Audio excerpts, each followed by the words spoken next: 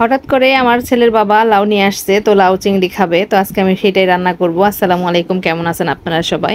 আশা করি সবাই ভালোই আছেন। তো লাউ চিংড়িটা রান্না করার জন্য এখানে কড়াই আমি তেল দিয়ে তারপরে এখানে পেঁয়াজ দিয়ে দিছি। পেঁয়াজটা হালকা হালকা লাল করে একটু ভেজে নিব, লাল করব না, ঠিক হালকা একটু ভেজে নিব।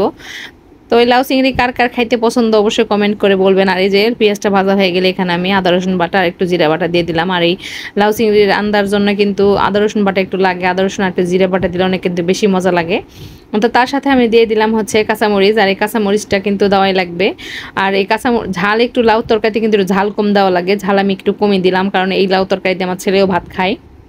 কারণ ছেলেটা ছোট, অনেক বেশি ঝাল খাইতে পারে না, তো পাশাপাশি আমরা একটু ঝাল কম খাই যেন এক্সট্রা করে তরকারি রান্না না লাগে। আর বারবার অনেক আইটেমের তরকারি রাঁধতে বিরক্ত লাগে, কারণ ছোট বাচ্চা নিয়ে এত বেশি রান্না করা যায় না। তো তারপর চেষ্টা করি ওর জন্য আলাদা রান্না করার, আমাদের জন্য আলাদা রান্না করার, কারণ সব কিছু তো আর ছেলে খাইতে পারে না, অনেক বেশি ঝাল দেওয়া হয়ে যায়।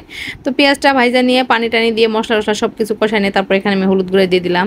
আর লাউ রান্না করার সময় কিন্তু লাউয়ের কালারটা একটু বেশি খারাপ হয়ে যায় হলুদ একটু বেশি হয়ে গেলে, সেই জন্য লাউটা একটু হলুদ কম দিতে হয়। তো এই তো দেশি চিংড়ি মাছ, একদমই নদীর চিংড়ি মাছের, টাঙ্গাইলের নদীর চিংড়ি মাছ। আমি আমার টাঙ্গাইল আমার ননদের বাড়িতে বেড়াতে গেছিলাম, তো ওইখানে লাউহাটি বাজারে অনেক বেশি নদীর মাছ ওঠে, সেখান থেকে আমি চিংড়ি মাছটা নিয়ে আসছিলাম। তো আইনা অনেক কয়েকদিন খাইছি, আর একটু কড়াই খেয়ে দিয়েছিলাম যে কোনো সময় লাউ নিয়ে আসলে লাউ দিয়ে রান্না করে খাবো, কারণ লাউ চিংড়ি আমার অনেক বেশি ভালো লাগে। আর লাউ কিন্তু আমাদের নবীজির খুবই পছন্দের একটা খাবার। আর আমার ছেলের বাবা হচ্ছে কচি একটা লাউ একদম বাজার থেকে নিয়ে আসছিল, লাউটা অনেক ভালো ছিল। তো এই লাউটা আমি কাটে নিয়ে তারপরে পানিতে ভিজিয়ে রাখছিলাম কতক্ষণ। ভিজিয়ে রাখলে এটার যে কালো একটা কষ থাকে সেটা কিন্তু বের হয়ে যায়। তো ওই তো ভালো করে লাউগুলা দিয়ে তারপরে ভালো করে মিশিয়ে নিতেছি একদম মশলা মাছের সাথে।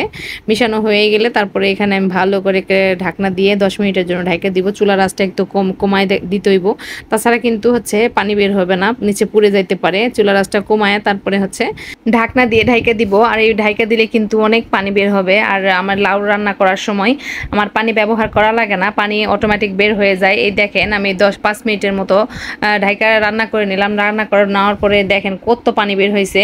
এটা আমি একটু নাড়াচাড়া করে দিলাম যে নিচে একটু যদি লেগে যায়। তারপরে আমি চুলাটা কমায় রাখছিলাম, এখন একটু চুলার পাওয়ারটা বাড়ায় আরও 10 মিনিট রান্না করে নিব। দেখবেন এর পরের বার আরও বেশি পানি বের হবে, কারণ লাউ কিন্তু একটা পানীয় সবজি। আর এই পানির সবজিগুলা কিন্তু খাইলে শরীর স্বাস্থ্য অনেক বেশি ভালো থাকে, পেটটাও ঠান্ডা থাকে। তো আরও 10 মিনিট পরে আবার ফিরে আসলাম, ঢাইকে দিছিলাম। এই দেখেন কত পানি বের হয়েছে, লাউটাও একদম ভালোভাবে সেদ্ধ হয়ে গেছে। তো এখন আমি ভালো করে নাড়াচাড়া করে দিয়ে এর মধ্যে আমি লবণটাও চেক করে নিছি, নিয়ে একদম লবণ টবণ সবই ঠিক আছে। এখন আমি এখানে দিয়ে দিব হচ্ছে ধনিয়া পাতা, আর ধনিয়া পাতা দিলে কিন্তু অনেক বেশি ভালো লাগে।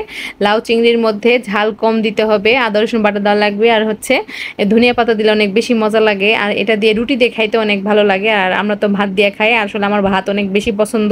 শরীর স্বাস্থ্যটা একটু বাইরে গেছে, তো ডাক্তার বলছে রুটি খাইতে, তো এই লাউ চিংড়ি দিয়ে আমরা রুটি খাবো।